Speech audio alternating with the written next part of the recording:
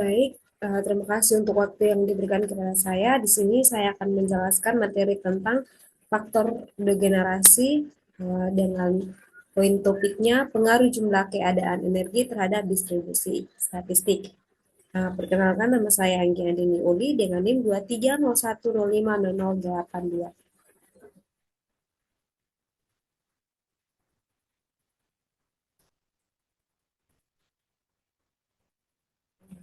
Materi yang pertama, faktor degenerasi. Nah, dalam mekanika kuantum, sebuah tingkat energi atau EI dapat sesuai dengan beberapa keadaan kuantum yang berbeda. Nah, jumlah keadaan tersebut ini disebut sebagai faktor degenerasi atau biasa disimbolkan dengan GI. Dalam fisika statistik, distribusi partikel pada keadaan energi bergantung pada keadaan itu sendiri dan pada prinsip statistik yang mengatur partikel. Namun, keadaan dengan energi yang sama seringkali jumlahnya lebih dari satu. Inilah yang kita sebut sebagai degenerasi. Jadi, faktor degenerasi atau GI merupakan bilangan bulat yang menyatakan jumlah keadaan kuantum berbeda yang memiliki energi EI yang sama pada suatu sistem. Yang berikut, faktor penyebab degenerasi. Nah, degenerasi muncul akibat adanya derajat kebebasan yang tidak berkontribusi langsung terhadap energi. Secara umum, terdapat dua sumber utama degenerasi. Yang pertama, degenerasi geometris atau spasial. Ini terjadi karena simetri ruang. Contohnya itu seperti partikel dalam kotak tiga dimensi atau potensial simetri bola, di mana orientasi momentum sudut yang berbeda dapat memberikan energi yang sama. Sumber yang kedua yaitu degenerasi internal. Ini berkaitan dengan derajat kebebasan internal partikel, contohnya itu seperti spin. Yang berikut contoh perhitungannya. Yang pertama itu untuk partikel dalam kotak tiga dimensi. Nah, energi yang diberikan dalam partikel tiga dimensi ini, kita tahu bahwa tiga dimensi itu berkaitan dengan X, Y, dan Z. Maka, energi partikel yang diberikan itu sama dengan Nx, Ny, Nz sama dengan H bar dipangkatkan 2, 8 dikali M dikali L dipangkatkan 2, dikali dengan Nx pangkat 2, ditambah dengan Ny pangkat 2, ditambah Nz pangkat 2, dengan Ni sama dengan 1,2,3 dan seterusnya. Faktor degenerasi adalah jumlah triple bilangan bulat positif Nx, Ny, dan Nz yang memenuhi Nx kuadrat tambah Ny kuadrat tambah Nz kuadrat itu adalah konstanta. Untuk tingkat dasar 1,1,1, G-nya itu sama dengan 1 atau non-degenerasi. Untuk tingkat berikutnya, kombinasi seperti 1,1,2, 1,2,1, dan 2,1,1 itu menghasilkan energi yang sama karena ketiga susunan ini berbeda. Faktor degenerasinya adalah 3. Untuk nilai yang lebih tinggi, misalnya Nx pangkat 2 ditambah Ny pangkat 2 ditambah Nz pangkat 2 adalah 14, di mana itu dipenuhi oleh 1,2,3 dan permutasinya. Jadi terdapat 3 faktorial. Kita tahu bahwa 3 faktorial itu sama dengan 3 dikali 2 dikali 1. Jadi 3 kali 2 itu 6, dikali 1 jadi 6.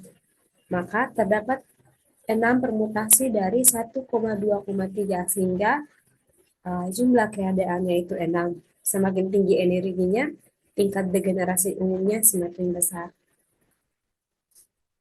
Contoh perhitungan yang kedua yaitu dalam pendekatan non-relativistik dan mengabaikan spin, energi elektron hanya bergantung pada bilangan kuantum utama atau n. En itu sama dengan 13,6 elektron volt dibagi dengan n dipangkatkan 2. Namun untuk setiap n itu terdapat berbagai keadaan yang mungkin. Yang pertama itu bilangan kuantum azimuth L sama dengan 0,1,2 dan seterusnya. Untuk setiap bilangan L, bilangan kuantum magnetik atau ML itu minus 1, 1 sebanyak 2L ditambah 1. Jadi faktor degenerasi tanpa spin adalah Gn sama dengan sigma L sama dengan 0, N mendekati 1, 2L ditambah 1 sama dengan N dipangkatkan 2.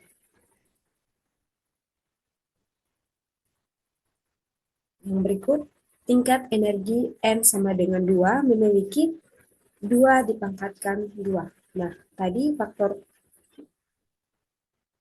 faktor degenerasi tanpa spin ini N dipangkatkan 2. Nah, N di sini adalah 2, jadi 2 dipangkatkan 2 itu sama dengan 4 keadaan kuantum.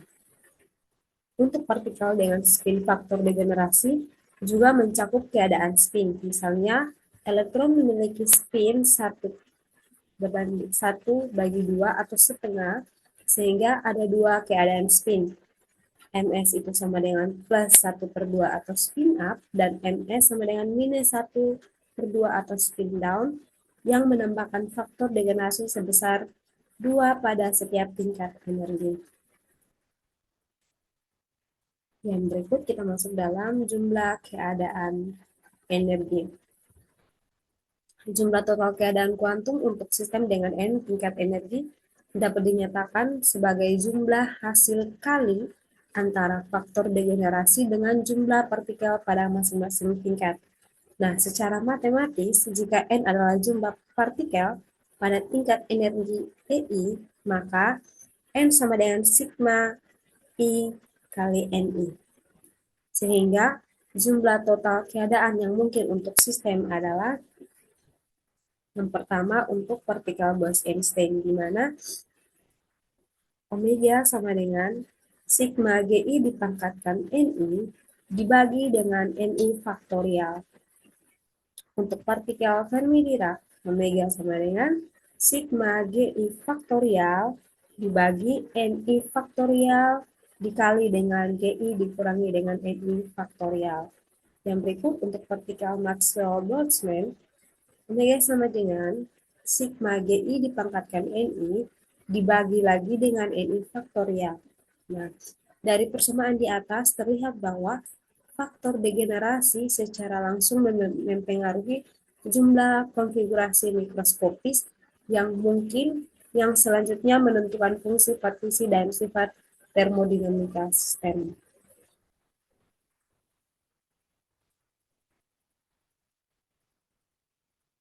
Yang berikut kita masuk pada pengaruh jumlah keadaan energi atau degenerasi terhadap statistika. Yang pertama, statistika Maxwell-Boltzmann, di mana ini digunakan untuk partikel klasik yang dapat dibedakan dan tidak ada batasan pada jumlah partikel per keadaan.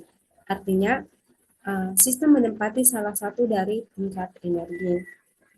Jadi, statistika Maxwell-Boltzmann tidak mengikuti prinsip Pauli, di mana hanya boleh satu energi, satu partikel yang dapat menempati satu tingkat keadaan tertentu.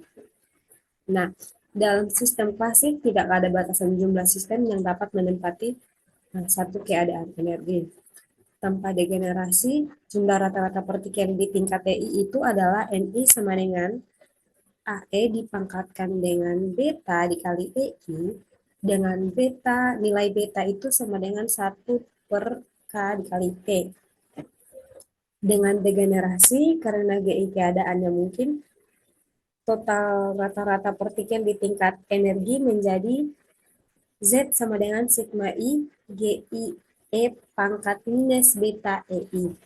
Nah, pada distribusi Maxwell-Boltzmann, faktor degenerasi bertindak sebagai faktor penggali yang menentukan seberapa banyak partikel dapat menempati suatu tingkat energi tertentu. Yang berikut, distribusi Bose-Einstein. Nah, digunakan untuk partikel boson adalah sistem yang memiliki spin kelipatan bulat dari H-bar. Fungsi distribusi untuk sistem ini adalah NI sama dengan GI dibagi dengan E dipangkatkan dengan EI dikurangi. Mu dibagi KT dikurangi 1, di mana mu adalah potensial kimia, itu pengaruh degenerasinya yang pertama itu penggali kapasitor, di mana faktor GI muncul sebagai penggali linear dalam penjilang. Untuk nilai EI dikurangi mu dibagi dengan KT yang sama, tingkat energi dengan degenerasi lebih tinggi akan menampung lebih banyak boson secara proporsional. Artinya tidak mengikuti prinsip Pauli. Yang berikut fenomena Bose-Einstein condensate, di mana degenerasi memainkan peran kritis dalam transisi BAC, di mana tingkat energi dasar seringkali memiliki degenerasi yang sangat rendah atau G sama dengan 1. Sedangkan tingkat tereksitasi memiliki degenerasi yang meningkat dengan energi. Kemudian distribusi Fermi-Dirac. Statistika Fermi-Dirac itu assembly fermion, yaitu partikel kuantum dengan spin merupakan kelipatan ganjil dari kabar. Nah, partikel ini memiliki satu sifat khas, yaitu memenuhi prinsip eksplosif Pauli, di mana satu partikel saja yang boleh menempati satu keadaan tertentu.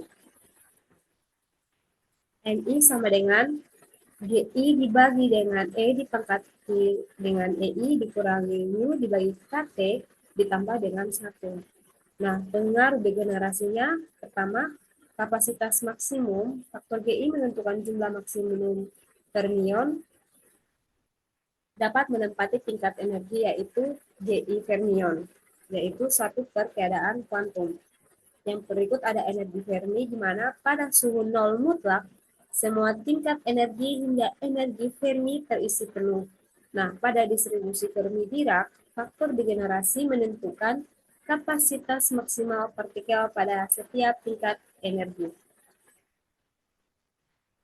Yang berikut kita masuk dalam kesimpulan. Jadi, faktor degenerasi memainkan peran fundamental dalam menentukan distribusi partikel atas tingkat-tingkat energi dalam ketiga statistika. Nah, meskipun pengaruh kualitatifnya itu serupa, yaitu meningkatkan populasi tingkat energi, implementasi dan konsekuensinya itu berbeda secara signifikan. Yang pertama pada statistika Maxwell-Boltzmann, itu GI muncul sebagai penggali sederhana dalam fungsi distribusi eksponensial. Sedangkan pada statistika Bose-Einstein, GI muncul untuk menentukan kapasitas keadaan untuk boson dan berperan kritis dalam fenomena kolektif seperti kondensasi Bose-Einstein. Yang ketiga, pada statistika Fermi-Dirac, GI menetapkan batas maksimum populasi melalui prinsip eksklusi Pauli dan menentukan energi Fermi system. Sekian dari saya. Terima kasih.